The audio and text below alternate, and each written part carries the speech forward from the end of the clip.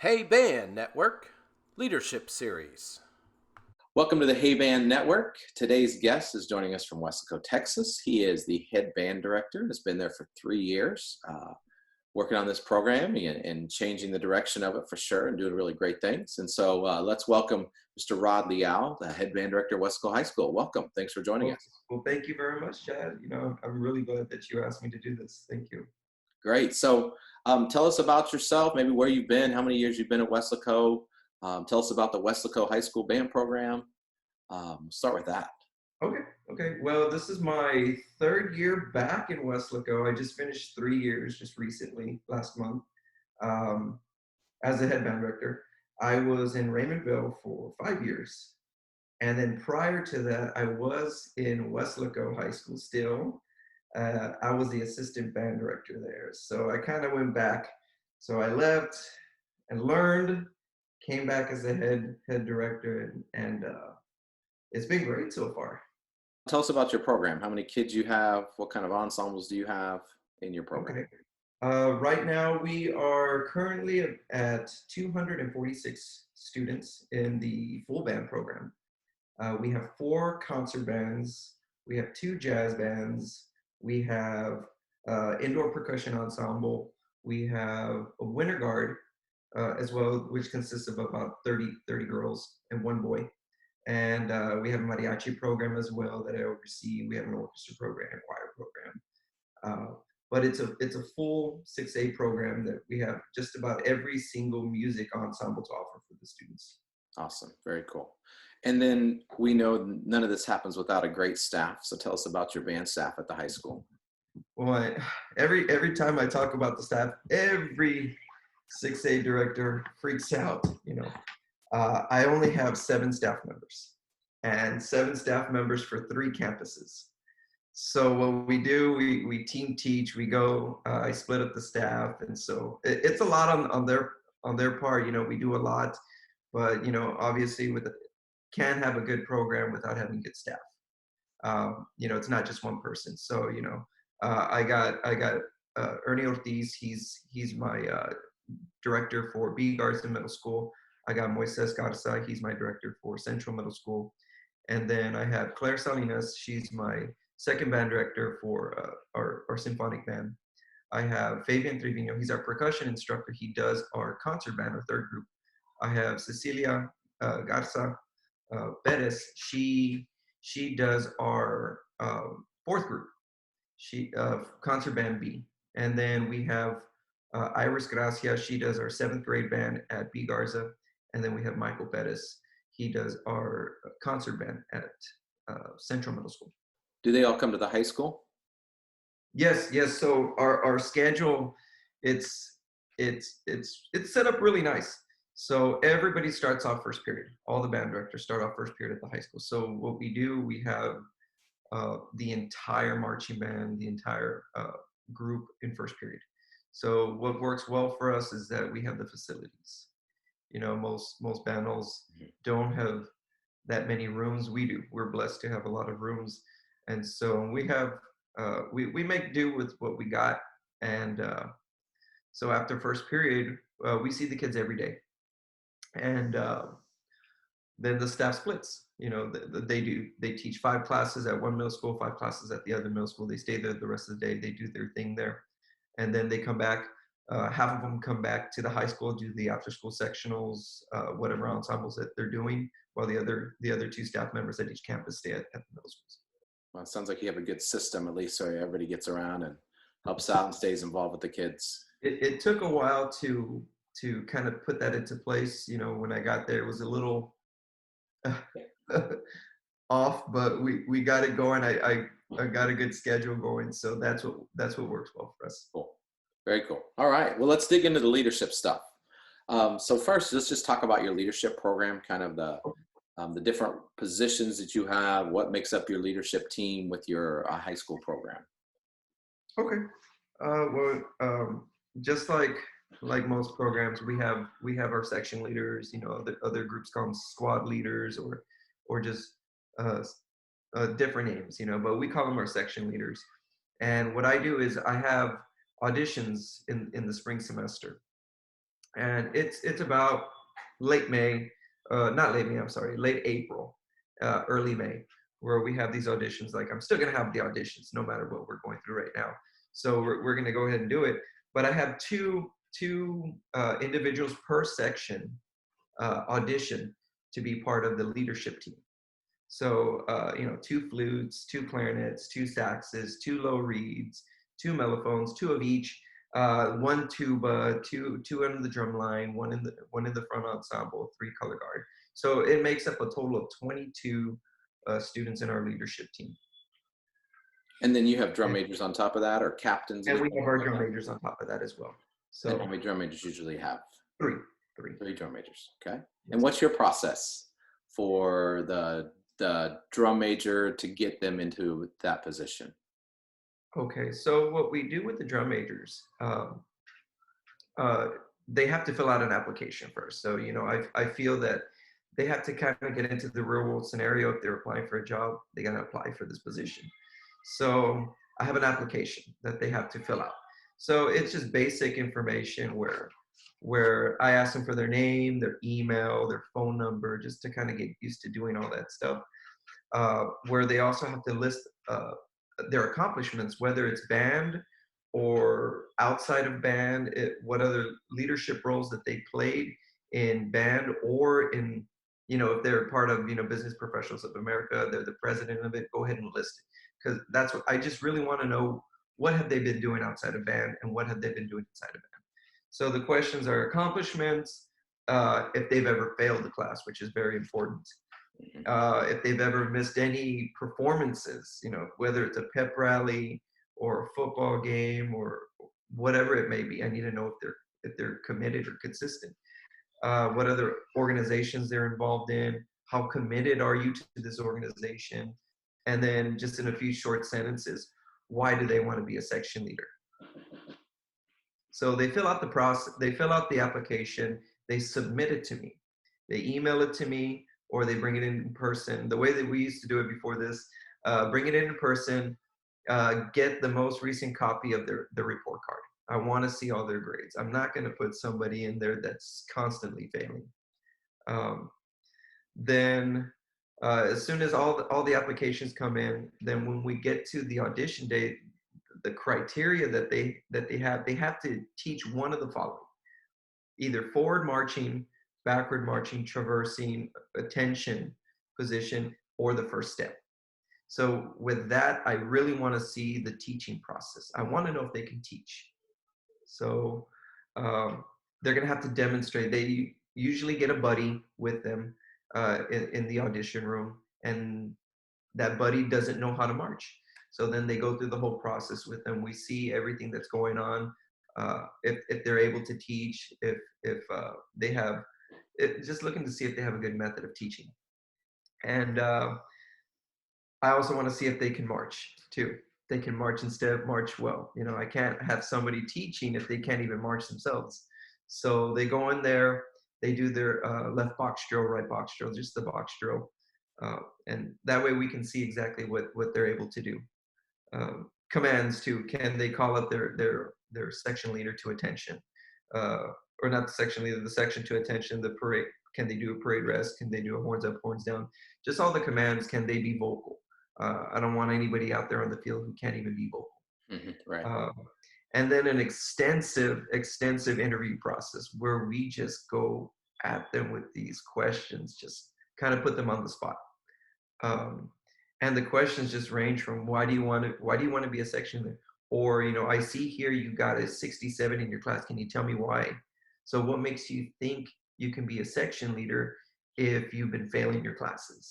So we just kind of, we drill them on questions, good questions, and we want to see how well they can respond to these questions under pressure. So after that, that's the process that I go through with these section leaders. So, and with the drum majors, it's exactly the same thing, except for I have them conduct 4/4 pattern, 3/4 pattern, 2/4 pattern, 4 measures of each. I also have them pick a marching band piece of their choice. So whether it's a stand tune or an actual DCI piece that they really enjoy, I want to see them conduct it. So that way, and then I tell them also, I want you to, for you to demonstrate cues. I want you to go ahead and pick a piece that also shows tempo changes, meter changes, just to show off your skills. Can you do crescendos and decrescendos? So that's on top of those requirements from the section leader. And then one more thing, those drum major candidates have to get 3 letters of recommendation from their core teachers. So it's a little bit more extensive for drum major, but I like the process. The kids are used to it, and I get the information I need. Good. How long does that take you to get through all of that from when you start the application to you've announced? Both either section leader and drum major, all that stuff. Okay. Well, I give the kids 2 weeks to go ahead and get all their information in. Then I get everything prepared in 1 week for the audition. And for a section leader audition, it takes about 3 hours. 3 hours to go through. I usually have about 50, 60 kids that audition.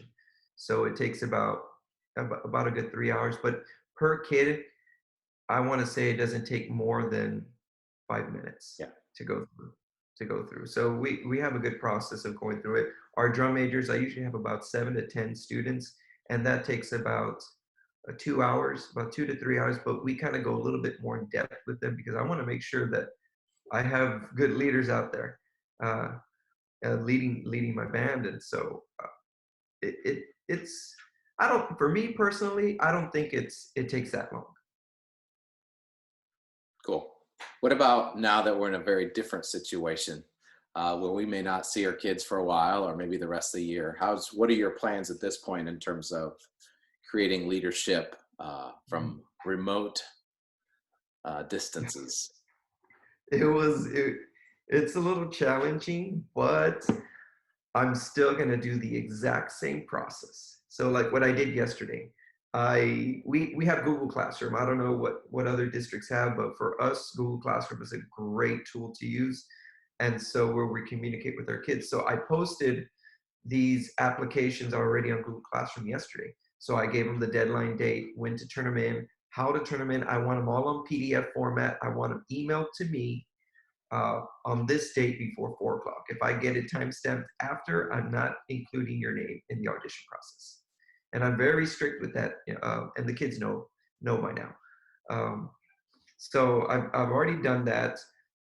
Every requirement that I have in the audition process is going to be done through Zoom. So I'm keeping it exactly the same way. So what I'm going to do, the only thing that's different, usually I usually get staff, judges outside of the district, because I want, a fresh mind to give us their take on these leaders. But since we're kind of limited right now, I can't pay them. I can't go out. I can't do anything. So what we're doing, I'm just getting all my staff in the Zoom meeting with that one kid. And what I'm going to do is every single student's going to have their own appointment time by 15-minute increments. So we're pretty much going to do this throughout the day, whenever our audition is going to happen. So every 15 minutes, the student's going to log in, and we're going to go through the audition. So nothing has changed. It's just going to go ahead, and we're just doing it online now. Let's move on. Once you have your leadership team set, drum majors and section leaders, what training do you provide once you finish that part? I know with our drum majors, I always start with our drum majors first. I kind of keep it as a chain of command. So I start with the drum majors first and getting them trained. So I do as much training with them as possible prior to their camps in the summer. Last year I took them to the SASI camp in Mission, and I felt that camp with Dan Morrison was really helpful with those students, and it was a great experience. So I start with the drum majors with their drum major camp, their leadership camp. They gather all the information, and I'm there with them as much as I can learning as much as I can from those individuals running the camps. And whatever they learn, we bring it to the band hall. And so the cool thing is that I have all the information, and if I need to step in, I'll step in. But what I have my drum majors do is during the summer, and it's in July, we have a leadership camp for our section leaders, where I have placed my drum majors as the clinicians. They're the ones teaching our section leaders exactly what we need them to do as far as how to be a leader, how to motivate these students, positive reinforcement, sandwich method, just everything that they learn in those leadership camps. My drum majors have created a packet, or they use the same packet and they pass it out to every single section leader, and they use PowerPoint, and they use whatever resource they need. They become the teachers. So, coming into Weslaco, these students were already doing that. So I was very amazed with the amount of work that they were doing and the self-motivation that they had. So I kept it going. I was like, hey, that's cool. This is going to help you anyway, to become better leaders, to become a good teacher if you're going to become a teacher. So that's what my section leaders do. So they train them for 2 days, half a day. They go from 8 to 12. They train them. They do all the leadership portion in the morning, and in the afternoon they do all the marching portion. How to march correctly, what they need to do, what they need to say, and then that's when they make the phone calls to my freshmen, when freshman camp's going to be, but I utilize my drum majors for all my leadership with my section leaders. Cool. So you use the SASE and then internally do everything yourself also? Yes. Okay, cool. Good. We'll give a shout out to Jeremy Spicer and his company for all that. Oh, definitely, man. Jeremy's been incredible. Yeah, and Dan Morrison did a fantastic job also last year with that. So once you get past of training these kids how to do it and you jump in, we're in summer band, how do you utilize your student leaders at that point? I have them run sectionals to a point, every section leader has their role. And so when we're indoors, the section leaders, I allow the section leaders to start the rehearsal. I want them to be more involved as much as possible, because the main thing I always tell them, this is your band. I want you to take ownership of your band program. If you want it to be successful, it's on you. And so I have these students run my sectionals, the easy stuff, whether it's a stand tune, warm-ups, indoors. So, and plus I have my staff members with all the sections anyway, monitoring. And if there's any issues, my staff's always there to redirect or guide them with whatever they need. So it's not like I'm letting the students do everything and the staff is just sitting back. No, the staff is there just making sure that the students are doing what they need to do. And for the most part, the students they do exactly what we tell them to do. I meet with the students. I give out little notes on what I need them to work on, and they get it going. They get all the kids rounded up in their rooms, and they start the rehearsal. They start the warm-up. They get everything going, and then we give them a good 30 minutes, 30, 40 minutes to run their sectional, and then the staff member steps in and does the show music, does whatever they need to do to get the music going faster. And then outside, what I do is little sections around the field. So the section leader takes their section and starts teaching all the basic fundamentals with the staff member there monitoring as well. So the section leader goes through the whole process, the attention position, first step, just everything, all basic fundamentals. I have the section leaders do everything. At the end of the rehearsal, then that's when I piece it all together. Our staff jumps in, we take care of everything else after that. So the section leaders do a lot. Yes, sounds like it. That's good though. Good training. What about do you have other responsibilities within your band hall once you kind of summer band, once you get into school besides teaching and helping out with the program part of it? A lot of uh, set up the band hall, break down the band hall, uniform crew. They're part of the uniform crew. I utilize also field setup. We have a lot of the section leaders. We split up. They split up, and they get the field set up for us ready in the morning. You know, we have our 6:30 a.m. rehearsals every day during the marching season. And so by the time I get there at 6 a.m., I open up our storage unit, our garage area. You know, we walk out there at 6:30, the whole field set up, front ensemble set up, we're ready to go. All I have to do is get on my tower and we're set. So the section leaders have that drive already. They have that I guess their schedule of what they need to do, and we don't have to tell them anything. But when I first got there, I had to explain everything, what I wanted. But they got into that routine, and they stuck with it, and it's really easy. I just get in front of them and I start teaching. Awesome. I know. Well, it's working. It's definitely working. Other stuff after marching season. So we get through the marching season. Do your leaders have roles that continue, or is it more just a marching band time of the year? Well, and this is where maybe some people might not agree with me. Maybe they might. Their role as a section leader has ended as soon as marching season, football season is over. So what I do is when we have the chair test for our concert bands, I give opportunities for more of the students to be leaders.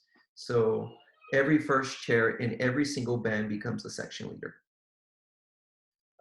Just to kind of spread the wealth, you know, I want to give as many students opportunities to be leaders and to grow as individuals. So by doing this, it allows our fourth band, first chair trumpet, the opportunity to lead a section. So I really enjoy that, and I like that, you know, and for the most part, you know, these kids, those like our fourth band students, those first chairs, I see them calling sectionals and utilizing practice rooms and bringing in the whole trumpet section, you know, those 15 trumpets in our fourth group, and they're having a sectional. You know, and it might not be the best, but you know, the initiative is there, the interest is there, and they're trying their best. And just seeing that, it's a win for me. You know, the student is growing as an individual. I think that's cool that you have essentially two separate sets of leadership, and you grow and you're training off season for marching band, but helping out with the concert band. So that's great. That's a cool idea. I think others will take from that. You know, a way, how do we utilize the concert band's time of year? Any special tools or resources or anything else that you guys use that have helped out in your leadership stuff? I know there's been a lot of resources that the students have done on their own. They go online. They just look up a lot of different, well, like Sassy. They go on there. They try to look for videos. They try to go for leadership programs. You know, it's crazy. One of my students actually, she registered for a leadership program online because she wanted to become a better leader. So it's hard because I don't do much, you know. It's the students that do a lot, and I just encourage them. And you know, we're there, the band directors, we're all there to help them. You know, I do as much as I can to guide them and to lead them as much as possible. But I can honestly tell you, everything comes from my students. They do it all on their own. And I don't know how it is in other districts, but again, coming to Weslaco, I was just very shocked and blessed to have these type of students to just take the initiative and do it on their own. They go online, they do their own thing, and they come back better. That's cool. Very cool. We have just a couple questions left. Any shout outs you have? Well, to you, Chad, thank you for doing this. Thank you for being a good role model to a lot of band directors. You're one of the great band directors down here in the Valley. There's a lot of great band directors here in the Valley, and you're one of them. To my old mentor, Albert Salazar, great band director too. I thank him for a lot of the things that I've learned. To my old band director that's helped me too, yelling at me a lot, Frank Cisneros. He's a great band director too, and of course, every director out there that is doing the best that they can right now in the situation, just know that you guys are appreciated everywhere. Thank you for doing what you do. Yeah, for sure. Any last tips you want to share with us? Always just work hard, be as positive as possible with your staff. If you're an assistant band director, just listen, just listen to your boss, work hard, and just a lot of positive reinforcement with your students. The number one thing that I've learned is it's how much you care about the students. And if the students see that you care about them, they're going to do anything for you. The teaching comes, you can talk about teaching techniques, band techniques, how to breathe, counting structures. You can talk about all of that as much as you want. Does it make a difference? Yeah, it does. But if you don't show that you care about your students, they're not going to do anything for you. They will not trust you. They won't believe in you. And it's going to just be really hard to get them on your side. Awesome. Very cool. Well, thank you for joining me on the Hey Band Network for our leadership series and talking about leadership at Weslaco High School. Thank you very much, Mr. Leal. Thank you, Chad. I really appreciate it.